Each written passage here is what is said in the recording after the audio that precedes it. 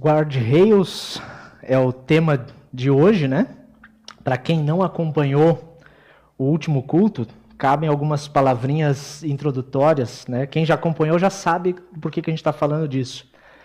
Nós estamos falando sobre esse tema guardrails, porque são sistemas projetados para impedir, numa estrada, que os veículos desviem para áreas perigosas ou para fora dos limites seguros da estrada. E geralmente os guardrails são colocados dentro de uma zona segura, em pontes, né, no meio das estradas, nas curvas, sempre pensando, tentando fazer a proteção de quem trafega pela rodovia. Eu falei já em outros cultos de que guardrails eles não impedem o impacto, né? Eles não estão lá para evitar acidentes, mas eles minimizam os danos. Muitas vezes o guardrail pode até evitar que um grande desastre venha a acontecer. Na prática é uma palavra em inglês, né, que a gente se apropriou, guardrails, mas são barreiras de segurança. E as estradas não são o único lugar em que a gente precisa de barreiras de segurança. Nós precisamos de barreiras em muitas áreas da nossa vida.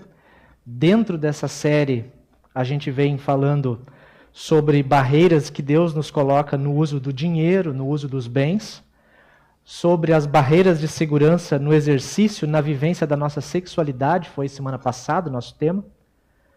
E hoje, ainda longe de esgotar o tema, nós vamos falar sobre guardrails no coração. No coração. Nós ouvimos um trecho de sabedoria, livro de Provérbios, que é como se fosse um discurso assim de pai para filho. Ele começa dizendo, meu filho, né? E a linguagem cita partes do corpo para relacionar com sentidos, com atitudes. Por exemplo, nós ouvimos ali, inclina os teus ouvidos à minha palavra. Ou seja, ouve, presta atenção, leva em consideração. Nunca perca de vista essa palavra, deixa ela diante dos teus olhos. Guarda essa palavra no teu coração. Desvia a falsidade da tua boca, né? Ou seja, uma espécie de guardrail no que você fala. Afaste os teus pés do mal. Pondera onde os teus pés vão caminhando. Mas eu separei o versículo 23, que é o cerne dessa nossa conversa de hoje, que diz assim, acima de tudo, guarda todas essas coisas, mas acima de tudo, guarde o seu coração, porque dele procedem as fontes da vida. Guarde o seu coração. E é claro que não é uma recomendação para procurar um cardiologista, embora isso seja importante também. Mas quando a Bíblia se refere a coração, ela não está falando desse músculo que a gente hoje atribui o nome de coração, né? Ela quer falar a respeito do pensamento que vem em você, dos sentimentos que você carrega. Isso é o coração quando a Bíblia fala. Tem a ver com tudo aquilo que você é, aquilo que vem de dentro e te impulsiona a fazer o que você faz todos os dias. Por isso, dele procedem as fontes da vida. O que você é na sua vida vem do seu coração também. Os teus pensamentos, os teus sentimentos que te movem. Vocês vão lembrar, acredito que vão lembrar de um outro versículo que também usa a palavra coração e ajuda a gente a pensar no significado. Jesus disse, onde está o seu tesouro, aí estará o seu coração. Mesma palavra. O tesouro é aquilo que você considera importante.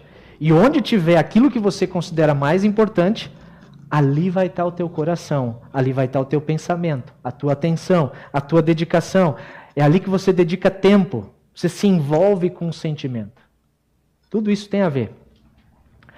No outro versículo do Novo Testamento, Jesus se referiu aos mandamentos de Deus, dizendo que o resumo da primeira parte é: amarás o Senhor teu Deus de todo o teu coração.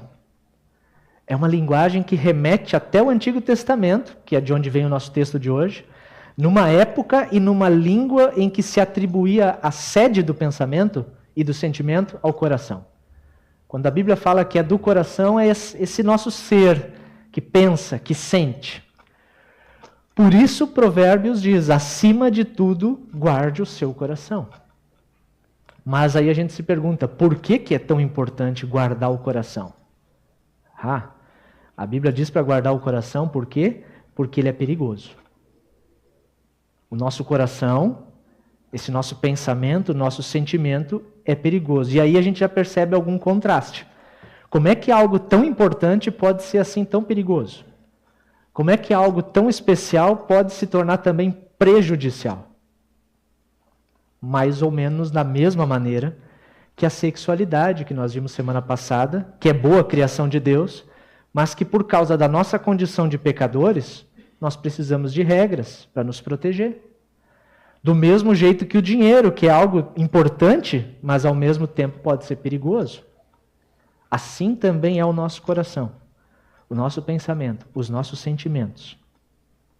Olha só o que diz uma outra passagem do Antigo Testamento, o profeta Jeremias. O coração é mais enganoso que qualquer outra coisa, e a sua doença é incurável. Quem é capaz de compreender esse coração? Olha o que está dizendo a Bíblia. O teu coração, o meu coração, é enganoso. É enganoso. É por isso que a gente precisa tomar cuidado. Se você descobre que a pessoa com quem você se relaciona é uma coisa na tua frente e é outra coisa quando você não está junto, você começa a desconfiar. Se você conta um segredo e essa pessoa não guarda o seu segredo, ela vai e espalha para todo mundo, ou se você depositou confiança nessa pessoa e ela traiu a sua confiança, o que você vai fazer? Você vai estabelecer alguns limites de segurança. Vai colocar algumas barreiras. Olha, não posso mais fazer isso. Essa pessoa não é confiável. Vai colocar uns guarda-reios nesse relacionamento para não se frustrar ainda mais. A gente faz isso nos relacionamentos. Só que a Bíblia está dizendo que os teus pensamentos, os teus sentimentos são piores que uma pessoa assim. Você não pode confiar de jeito nenhum no teu coração. Isso é sério. Isso é pesado e a gente precisa pensar nisso. Por que a gente não pode confiar no coração? Porque o nosso coração está doente. Tem uma doença que Jeremias diz é incurável. É a doença do pecado. O teu coração é perigoso porque ele não está em sintonia perfeita com o Criador. Aquela conexão de olhar olho no olho e se entender, de Deus conversar, essa sintonia perfeita com o Criador se foi, se perdeu. E a partir de então, os nossos pensamentos, os nossos sentimentos, eles são confusos. E muitas vezes estão em desacordo com a vontade de Deus. Não dá para simplesmente seguir os desejos do coração. Às vezes a gente diz isso, né? E pensa e ouve assim, siga os desejos do seu coração. Muitas vezes os desejos do meu coração são contrários à vontade de Deus. Entram em choque, em conflito. Provavelmente vocês já olharam para a realidade e pensaram assim, né, para o mundo que cerca a gente, olha, está tudo errado. Está tudo cada vez mais difícil, a criminalidade aumenta, o amor esfria, as pessoas não dão ouvidos à palavra de Deus, e sim, é verdade. O mundo está mais difícil. Mas se isolar do mundo não resolve. Já tentaram fazer isso na Idade Média, não deu certo. Sabe por quê? Porque o problema não é o mundo. O problema é o teu coração. O problema está aqui dentro. Por isso que não resolve quando você se isola. Quando os discípulos estavam preocupados com as comidas que podiam ou não podiam comer, porque eles tinham medo de se contaminar com o mundo que era mais pecador do que eles, sabe o que Jesus disse? No Novo Testamento? Pois do coração dos homens, e dos homens aqui é das mulheres também, tá? É a humanidade, do coração da humanidade, saem os maus pensamentos, as imoralidades sexuais, os roubos, os homicídios, os adultérios, as cobiças, as maldades, o engano, a devassidão, a inveja, a calúnia, a arrogância, insensatez, e Jesus parou por aí, mas a lista é grande. Todos esses males, diz Jesus, vêm de dentro, vêm do coração, e tornam o ser humano impuro. Você consegue perceber que o problema não são as novelas da Globo? Às vezes a gente diz, né? Mas aquilo não presta. Não são os filmes de Hollywood. não é a tal da agenda woke que alguns falam, nem os videogames, nem o acesso à internet, nada disso. Porque antes de todas essas coisas existirem, na primeira família relatada na Bíblia, Caim sentiu dentro do seu coração inveja, ódio. E ele matou o seu irmão. Desde lá no começo. Por isso, quando você for dizer que esse mundo está perdido, pare e pense um pouquinho, tenha consciência de que o mundo nada mais é do que a expressão visível do que está dentro do coração humano. Tudo que a gente vê e se escandaliza está aqui dentro. Aqui dentro tem um monstro. E esse monstro precisa ser controlado. Por isso os guarda-reios no coração também. Enquanto a cultura que nós vivemos geralmente diz, siga o seu coração e seja feliz, a palavra de Deus vai na contramão e diz, não confia no teu coração.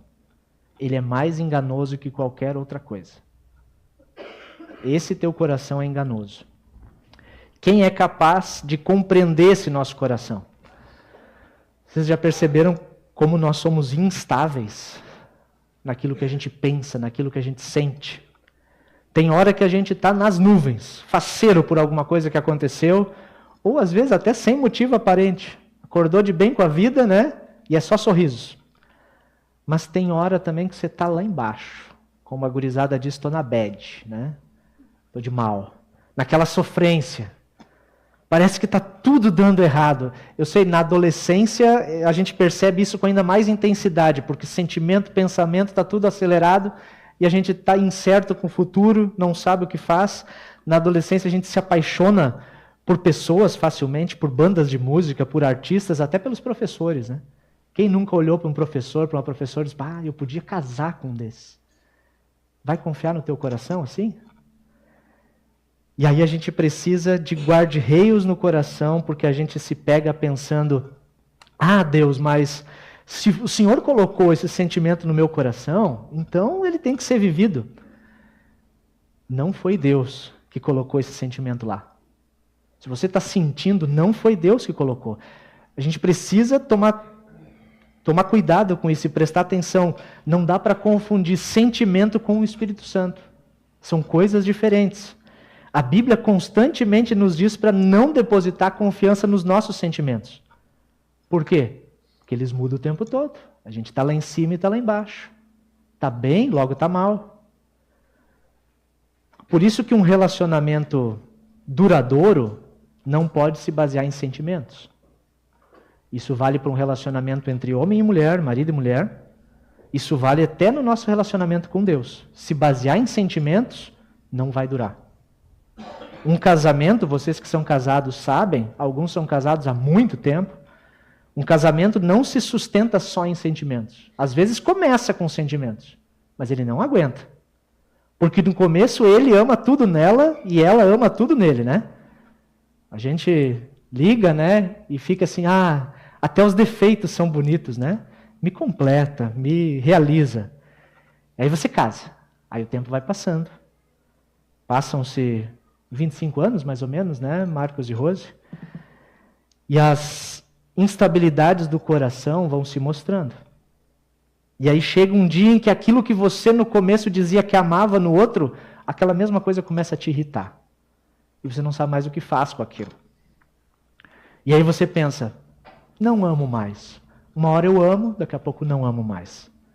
Quantas vezes a gente já ouviu a história de alguém que disse que em certo momento percebeu, assim, em algum momento da vida eu percebi que não amava mais, não sentia mais nada. Então, se você é casado, saiba que em alguns momentos o teu coração, o teu sentimento vai dizer, cai fora, pula fora dessa relação, porque isso aí está ruim. Tem algo melhor à tua espera. Essa é a nossa tendência.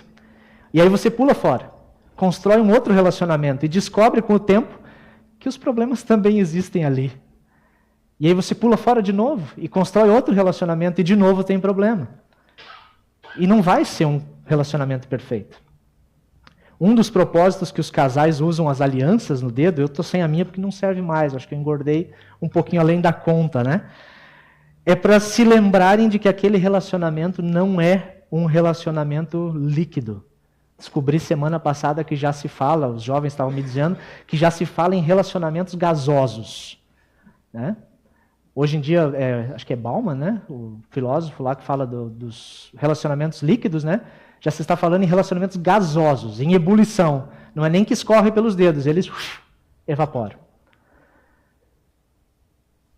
As alianças estão aí para nos lembrar de que esses relacionamentos não se esvaem por entre as mãos, mas é uma decisão que foi tomada com seriedade, com princípios, com valores. É um pacto, uma aliança de um com o outro, de cumplicidade, de respeito, de dedicação que pretende sobreviver às instabilidades que vêm do coração. E já que nós não temos condições de compreender o nosso coração, existe alguém que pode. Um único que compreende o todo do nosso coração, porque nós não compreendemos direito como ele pode ser assim. É o próximo versículo de Jeremias. Deus diz: eu sou o Senhor que sonda o coração. A sonda vai olhar aquilo que a gente não enxerga. Quando você precisa sondar alguma coisa, os seus olhos não veem, mas a sonda vai lá e descobre. Deus está dizendo: o teu coração está doente, mas eu sou o único médico capaz de compreender esse coração, do jeito como ele é, porque ele nos fez. E somente eu tenho a cura para esse coração. Deus conhece o nosso coração de um jeito que nós não conhecemos. E Ele sabe qual é a única solução para esse coração mau que está aqui dentro e que de vez em quando mostra a cara. E às vezes até assusta quem está na nossa volta e a mim mesmo. Quando nós pisamos, pensando nos guarda-reios, né? Quando nós pisamos no acelerador, sem pensar muito nas consequências, e ultrapassamos os guarda-reios, nós nos lançamos num penhasco, em direção ao penhasco, e um verdadeiro desastre está prestes a acontecer. Sabe qual é a solução de Deus? Ele troca de lugar com a gente. Jesus, que estava na zona segura, milagrosamente assume o nosso lugar no carro que rola a ribanceira abaixo, e nós somos colocados milagrosamente na zona segura. Isso é perdão. Jesus morre no nosso lugar. Ele recebe sobre os seus ombros a ira de Deus, toda a culpa que a gente carrega, toda a desobediência do nosso pecado, está tudo sobre ele. E nós fomos colocados dentro da rodovia, em segurança, com a oportunidade da gente seguir a jornada da vida, com a oportunidade de caminhar mais seguros, olhando e cuidando dos guarda-reios que Deus nos oferece, sendo protegidos por esses limites que Ele nos dá. Jesus é a cura, a única cura para o nosso coração doente. E nós somos chamados a guardar o nosso coração. Guarde o coração. A nos enchermos daquilo que é bom. É isso que o provérbio está dizendo. Atenta os ouvidos para a minha palavra. Abre os olhos, presta atenção. Guarda o teu coração. Cuida onde você pisa. Guarda aquilo que você fala. Deus está nos convidando a nos enchermos daquilo que é bom, que é a palavra de Deus. Palavra viva, palavra que se tornou gente.